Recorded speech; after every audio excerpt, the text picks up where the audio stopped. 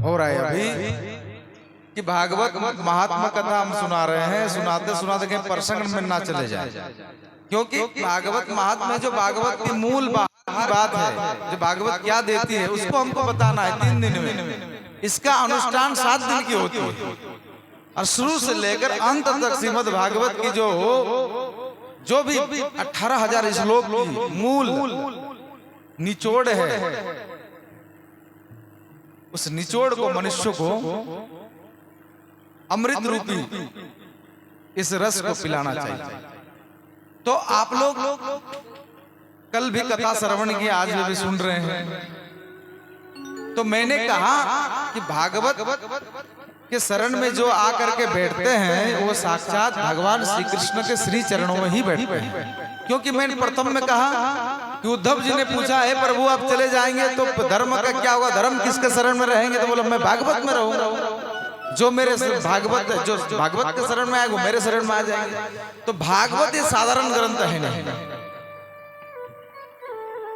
इनको देखिए, हीरा को सब कोई नहीं पहचान पाते हैं। हीरा को कौन पहचानते हैं? जौहरी। वही हम अगर आपको दे भी देंगे तो आपका शंका है ये नहीं हो सकता है, ये हो नहीं सकता है। एक संत ने एक सब्जी वाले से सब्जी लिया, बोला कुछ दो बाबा, कुछ नहीं है, बोला लो ये रख लो, हीरा दे दिया। अब उन्होंने बटखरा बना लिया है। और एक जोहरी, वो जोहरी आए लेने के लिए सब्जी, बोले अरे भाई ये तुम्हारे पारला पे ये पत्थर ये क्या है? बोले लाओ लाओ देखे। वो तो समझ गई हीरा है, वो हीरा है। बोले कितना कीमत लोगे? बोले क्या है ये? बोले अरे ये हीरा है। अरे हीरा है तो नहीं दूंगा अभी, लाओ लाओ लाओ। तब वो जो पड़ला में रखा था वो हटा दिया, अब सीने से लगा लिया। अरे यहाँ रखा, हाँ अब घर ले गया। और व्यापारी आते गए बड़ा बड़ा, उनका मोल बढ़ता रहा। ठीक उसी प्रकार अगर ये अनमोल रूपी हीरा, नाम रूपी हीरा को पहचान लेंगे तो यहाँ हम लगा करके रखेंगे। हम लोग देखते हैं जब जाते हैं यूपी जाते हैं, बिहार जाते हैं और कहीं जाते हैं तो भागवत की जो महात्मा जानते हैं, भागवत जी जब आते हैं ना तो रास्ता को सजाते हैं कि भागवत भगवान मेरा यहाँ आ रहा है। यहाँ महात्मा नहीं जानते, भागवत यात्रा जा रहा है, वो ऐसा देखा है, ऐसा मुंह मोड़ लिया, दरवाजे पे खड़ा है, ऐसा मुंह मोड़ लिया, पहचानते ही नहीं है। अच्छा, जल यात्रा को भी जो जानते हैं, हमारा माता जी देखते हैं जल यात्रा तो रोड में चले जाते हैं, अब जाकर प्रणाम करते हैं। वो जानते हैं वो क्या है, स्मरे पुंडरीकाक्ष, वो भगवान में स्वयं, भगवान जल में, भगवान वरुण देव आ रहे हैं, भगवान आ रहे हैं। तो समझनी होगी ना, आपको पहचानना होगा। तो ये कथा में, भागवत में और एक कथा आते हैं, उनका भी उद्धार हुआ है भगवान नारायण की कृपा से। इस कलिकाल में महापुरुषों ने भागवत कथा सुना करके बड़े बड़े जो उनके माध्यम से अधर्म हो चुके थे उनको भी बचा लिया। परीक्षित जी महाराज को श्राप लगा था, किया था कि 7 दिन में हम मर जाऊंगा, वो नाग आकर के डस लेगा। उससे पहले उपाय किया, भागवत के शरण में आया। इंद्र देवता अमृत का कलश ले आया, बोला राजन ये पी लो, तुम अमर हो जाओगे। और सुखदेव जी, श्री सुखदेव जी महाराज से प्रार्थना किया, निवेदन किया कि प्रभु ये कथा हमें सुना दे, कथा अमृत हमको सुना दीजिए। बोले वाह, छल करते हैं आप, कहाँ कांच और कहाँ हीरा। अमृत तो आपको अमर कर देंगे लेकिन भय को नहीं मिटा सकेंगे। इसका मतलब है अगर आपके पास बड़े बड़े पद है, आप कानून को भी खरीद सकते हैं, लेकिन गलत करने के बाद वो भय को मिटा नहीं पाएगा। आपको पता चलेगा हम तो गलत किए हैं। उसी प्रकार ये जो कथा रूपी अमृत हमेशा के लिए आपको मुक्ति करेंगे, भय से मिटाएंगे। तो भागवत साधारण नहीं है। हड़कतोड़िया ग्राम में समिति के माध्यम से ये 3 दिवसीय महात्मा कथा, इन लोगों ने कहा था 3 दिन प्रवचन कर दीजिए। हमने प्रवचन क्या करेंगे, कुछ तो हमको लेके चलना पड़ेगा विधि विना अनुष्ठान। तो मैंने कहा कलयुग में कहा गया है कि जहां जहां भागवत ग्रंथ रहते हैं वहां पर सब देवता आकर के रमण करते हैं। यत्र तत्र सर्वत्र सब देवता। जिसके घर में आधा श्लोक की उच्चारण होता है, आधा श्लोक के मुख से, वो भागवत में लिखा है कि 1000 गोदान की फल मिलता है नित्य प्रति। जहां भागवत की आधा श्लोक उच्चारण अगर कोई कर लेते हैं, तो आप लोग भी भागवत का इस श्लोक को उच्चारण करेंगे। कृष्णाय वासुदेवाय हरे परमात्मने प्रणतन कलेशनाशाय गोविंदाय नमो नमः। और नहीं तो इसको कीजिएगा सच्चिदानंद रूपाय विश्वोत्पत्त्यादि हेतवे तापत्रय विनाशाय श्री कृष्णाय वयम नमः। अगर बोल दीजिएगा श्री कृष्ण वयम वयम नुमः नुमः, तो इसमें भी आपको फल मिल जाएगा। ये भागवत की महात्मा है। तो भागवत और एक बड़ी बात सिखाती है। अभी जो वर्तमान में चल रहे हैं, हमारा युवा पीढ़ी विनाश की कगार पर है, विनाश की रास्ते में है। परीक्षित जी महाराज जब अपना राज का भ्रमण किया तो देखा एक काला सा पुरुष एक गाय को, एक बैल को जोर जोर से अपना अस्त्र से पीट रहा था। जब परीक्षित जी ने देखा तो रथ रोका, बोले सारथी रथ रोको, ये हमारे राज्य में ऐसा अधर्म फैला रहे हैं। जो हमारा गो जननी है, वृषभ साक्षात फल देने वाले हैं, धर्मराज है, रुक जाओ दुष्ट, कौन हो तुम, कौन हो तुम, आज मैं तुम्हें छोड़ूंगा नहीं। एक राजा का धर्म है कि अगर उनके सामने कोई अपराध होते हैं, कोई अपराध अगर कोई भी अधर्म फैला रहे हैं, कोई किसी का अपराध कर रहे हैं, तो राजा का धर्म है कि न्याय करें, उचित विचार करें।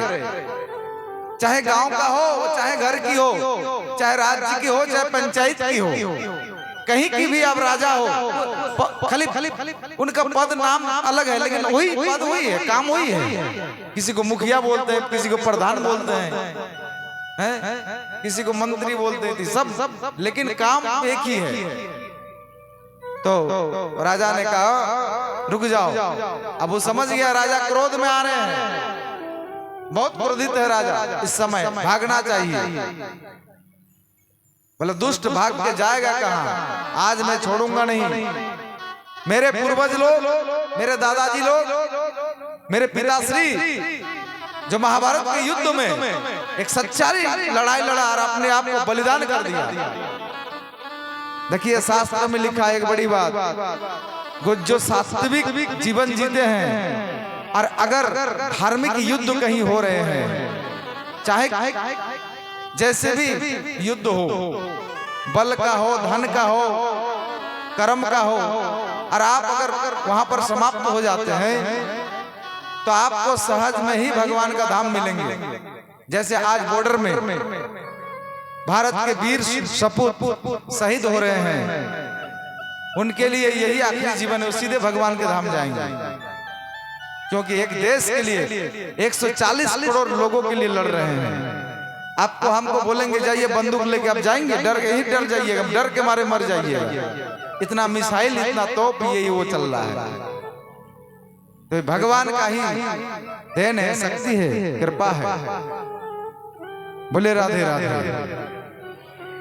तो जब परीक्षित जी महाराज देखा कि भाग रहा है, बोला मैं छोड़ूंगा नहीं। तो वो काला सा पुरुष कौन था?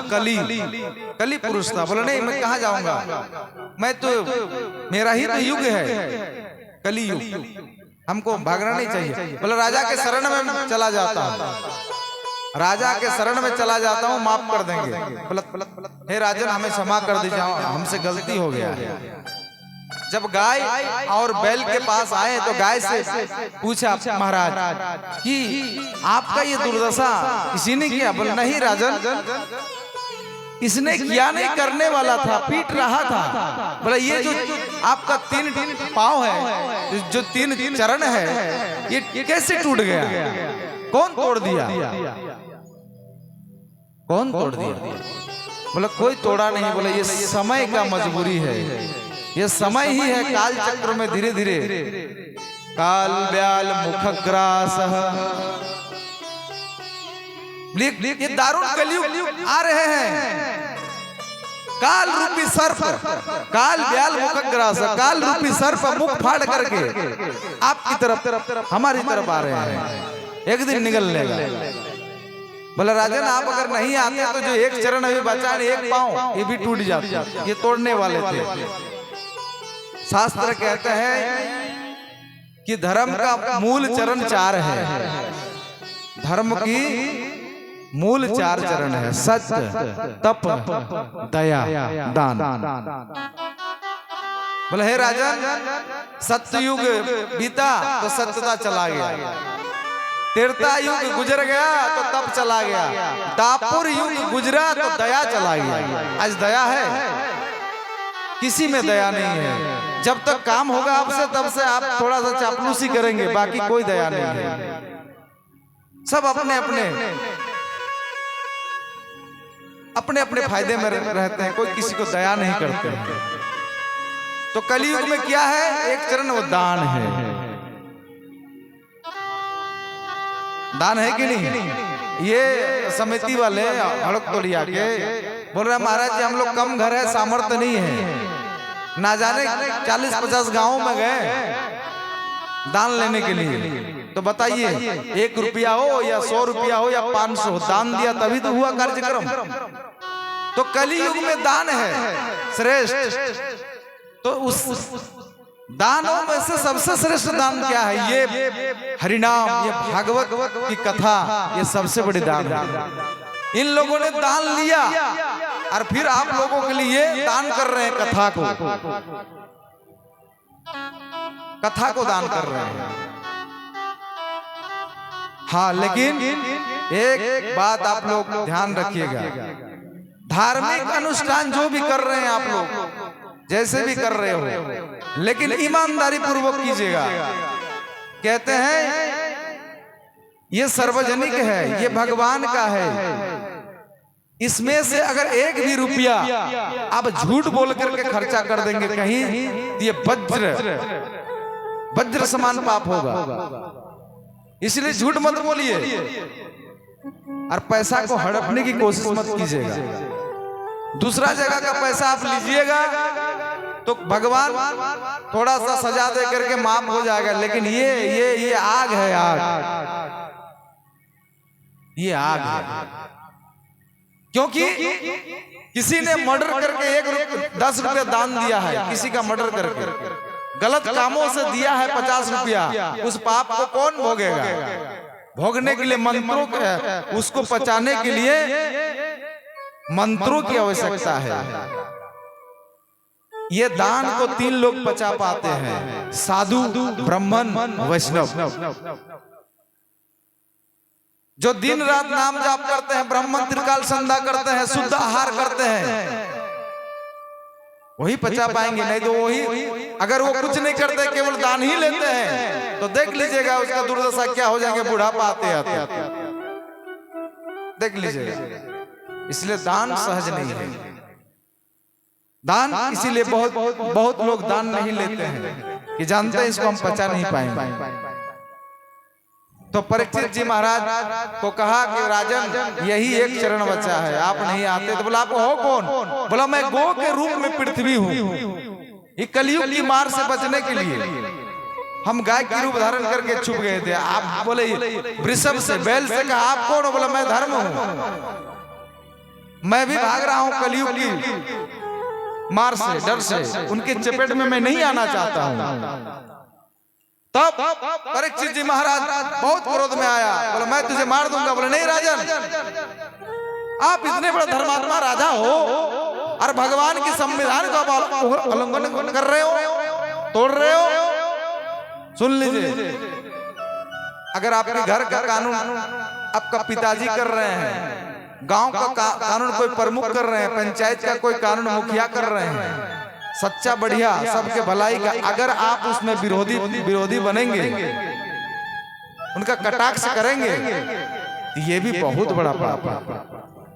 बोले राजन ये पाप कर रहे हैं आप, हम कलयुग हैं, आप बोल रहे हैं हम मार देंगे, हटा देंगे, कहाँ जाएंगे हम? भगवान ने हमको भी तो बनाया है।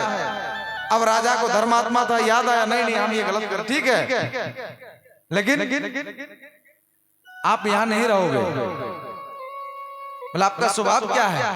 बोला हमारा स्वभाव है प्राणियों को, लोगों को ज्यादातर पाप में मन लगाना, बुराई में मन लगाना है। उनको मजा आता है हर बुराई काम में, लेकिन आप बोलिए ना चले भागवत में जाना है, चलो ये सत्कर्म करना है, चलो मंदिर जाना है, कीर्तन करना है, वो नहीं जाएंगे, बहाना मारेंगे, 1 घंटा मोबाइल में बिता देंगे, लेकिन नहीं आएंगे, क्योंकि मन खींच लिया है कलयुग। अब हुआ क्या यहाँ पे? बोला सुनो, मैं जहां बता रहा हूं वहां पर रहो। हाँ राजन बोलिए कहाँ रहेंगे? बोला आप जहां पर मदिरा पान होता है, शराब, वहां रहो। जहां पर जुआ खेला जाता है वहां पर रहो। जहां पर हिंसा होता है वहां पर रहो। जहां पर वैसा गमन होता है वहां पर रहो। बोला राजन मैं इतना गंदा हूं कि गलत जगह में ही रहूंगा, कम से कम एक भी तो अच्छा जगह दीजिए, क्योंकि कलयुग केवल नाम आधारा, सुमिर सुमीरा नर उतरहि भव पारा। बोला राजन मैं इतना खराब नहीं हूं, देखो जो फल सतयुग में हजारों वर्ष तप करने के बाद भी मोक्ष नहीं मिलता था, भगवान का प्राप्ति नहीं होता था। त्रेता युग में हजारों वर्ष यज्ञ करने से भी नहीं मिलता था मोक्ष प्राप्ति, भगवान का प्राप्ति नहीं होता था। लेकिन द्वापर युग में भी आप देखिए इतना विधि विधान के साथ सत्यनारायण की पूजा 2 घंटा, भगवान के लिए 56 भोग, नाना प्रकार के सुंदर पूजा करने के बाद भी कोई गारंटी नहीं था कि भगवत प्राप्ति उनका हुआ करता या हो जाते, कोई गारंटी नहीं था। लेकिन कली युग में, कली युग केवल नाम आधारा, इस कली काल में अगर नाम पे विश्वास करके, नाम का आश्रय लेकर के अब जीवन जिएंगे तो आपको भगवत दर्शन होगा, भगवत प्राप्ति होगा। बोला किसी का हुआ है? बोले हुआ है, कितनों का हुआ है, बहुतों का हुआ है। सबरी का हुआ है, मीरा का हुआ है, भक्तमाल ग्रंथ में, और ना जाने कितने भक्तों का हुआ है कलियुग में। केवल नाम का आश्रय लिए, नाम का जप किया, उसी में हुआ। तो कहने का भाव यह है, परीक्षित जी महाराज बोला कौन सा जगह चाहिए? अच्छा देखिए, ये 4 जगह में जो प्राणी जाएंगे उनका जीवन बर्बाद हो जाएगा। और 75% हमें लगता है कि युवा इस 4 चीज में जाते हैं, मदिरा पान करते हैं, नशा करते हैं। और हमारे शास्त्र कहते हैं कि इनका नाम लेना पाप है। सनातन धर्म में कहते हैं नहीं, हमारे शास्त्र कहते हैं कि कभी मदिरा मनुष्यों को पान नहीं करना चाहिए और जुआ कभी नहीं खेलना चाहिए। वो अधर्म पूर्वक आपके घर में धन आएंगे, अधर्म पूर्वक आपके घर में धन आएंगे, पाप रूपी धन आएंगे, तो जो उस धन से जो अन्न खाएगा उनका मन खराब हो जाएगा। उस धन से जो अन्न खाएगा उनका मन खराब हो जाएगा, मति बिगड़ जाएगा, पाप में मन लग जाएगा। उससे बचना चाहिए। हिंसा जहां पर जीव हत्या होते हैं, जीव हत्या लोग करते हैं, वहां पर हिंसा ही हिंसा रहते हैं। आज मानव इतना हिंसक क्यों हो गया? आज बताइए, बात बात में लड़ रहा है, कोई मतलब नहीं है उसमें, कोई उनका क्या बोलते हैं फायदा नहीं है, प्रॉफिट नहीं है, फिर भी लड़ रहा है झूठों का। अब देखिएगा, कभी कभी आप किसी दूसरों का, एक दूसरों का लड़ाई होता है, तीसरा व्यक्ति अपने आप पड़ जाता है, उसके कोई मतलब नहीं है। कारण पशु का मांस खा खा करके वो पशु जैसा भी व्यवहार हो गया है सबका, हिंसक बन गया। पशु क्या करते हैं? पशु हिंसा ही करता है हर समय। शेर को ले लीजिए, लोमड़ी को ले लीजिए, सियार को ले लीजिए, कुत्ता को ले लीजिए, क्या करते हैं? आपको अकेले मिल जाएगा ना, इतने कुत्तों का झुंड चल रहा है, बड़े बड़े जवान व्यक्ति को 4 कुत्ता पकड़ता है, फाड़ देता है। हाँ, वो बल दिखाते हैं। तो इसलिए हिंसक मत बनिए। ये 4 जगह वैश्यागमन जो करते हैं, एक व्यक्ति कह रहा था, महाराज महीना में लाखों रुपया बर्बाद कर देते हैं, क्या उपाय होगा? और कुछ उपाय नहीं होगा। जब वो भगवान के शरण में नहीं आएंगे, संतों का संग नहीं करेंगे, अच्छा पुरुष का संग नहीं करेंगे, तब तक वो बच नहीं सकते। तो ये 4 जगह में जो जाएगा उनका जीवन बर्बाद होगा, मन लगेगा ही नहीं। हाँ, और कली युग में 4 जगह कली तो स्थान मांगा था, एक जगह महाराज परीक्षित जी सोना में दे दिया, बोले सोना में तुम रहो। कहाँ रहो? सोना में। जो माता बहन पहनती है, कान में कुंडल, नाक में नथनी। अब पुरुष लोग, हम तो नहीं पहनते हैं, पुरुष लोग पहनते हैं मुद्रिका, अंगूठी। बोला कलयुग रहता है? बोला कौन सा सोना में?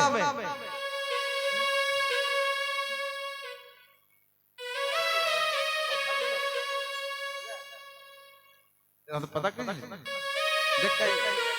श्री राधे बोले राधे राधे। तो कहने का भाव है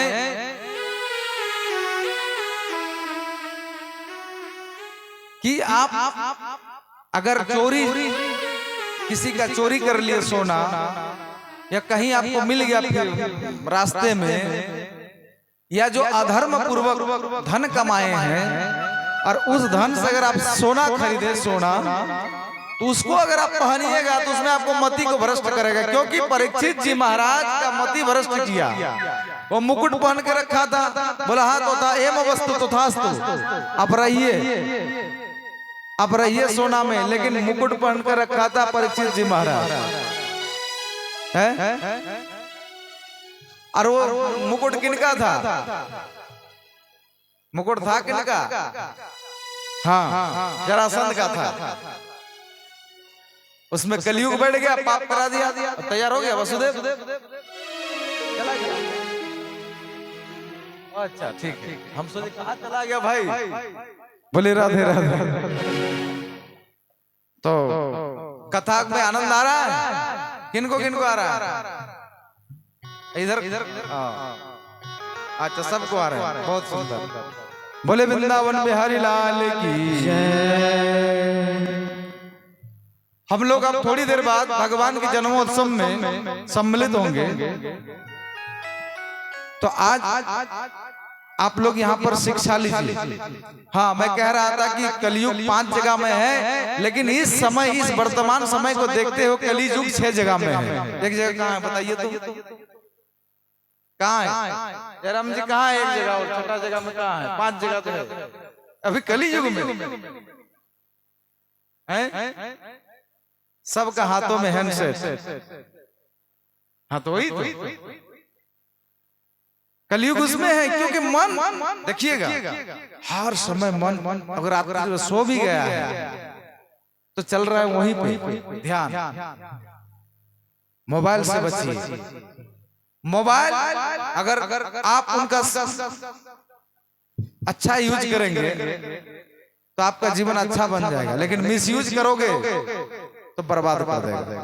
और जितने भी क्राइम हो रहे हैं, जितने भी बहन बेटियां, युवा, बहुएं, अरे मत पूछिए, बहू का नाम आ गई है, नियो नियो शादी होते हैं, अपना लाज शर्म खा बैठी है। जैसे हम लोग गाए ना, शर्म आज शर्म आप बेच खा बैठे भक्ति के नाम पे, लेकिन अभी शादी हो गई और स्टेप पे स्टेप वो छोड़ रही है। ये कलयुग का ही तो प्रकोप है, बचिए इससे, जीवन बर्बाद होने से बचिए। तो चरित्रवान बनिए। और भागवत के यही स्पष्ट सत्य कथा है, यह कोई चापलूसी वाला कथा नहीं है कि आपसे मेरा प्रेम है, आप हमको कहीं पे राधे राधे बोल दिए, आप हमको कहीं पे कुछ सम्मान कर दिए तो हम भूल जाएंगे। नहीं, क्या मनोज जी, जो सत्य है यही बोलेंगे हम। तो स्त्री का धर्म है कि अपना, देखिए 3 चीज बड़ा सावधानी से रखना पड़ता है। भजन भोजन नारी, ये तीनों पर्दा के अधिकारी। भोजन भी छुप के करना चाहिए और भजन भी, भगवान का पूजन ध्यान भी, भगवान का नाम जप कीर्तन भी छुप के करना चाहिए। और नारी को भी पर्दा के अधिकारी में ही रहना चाहिए। हाँ ठीक है, फल रात को फल क्यों खिला रही हो भगवान को? है काजू किशमिश लाना चाहिए रात के लिए, क्योंकि भगवान रात को फल नहीं खाते हैं। बोले राधे राधे। लेकिन आपका भाव है तो भगवान सब स्वीकार कर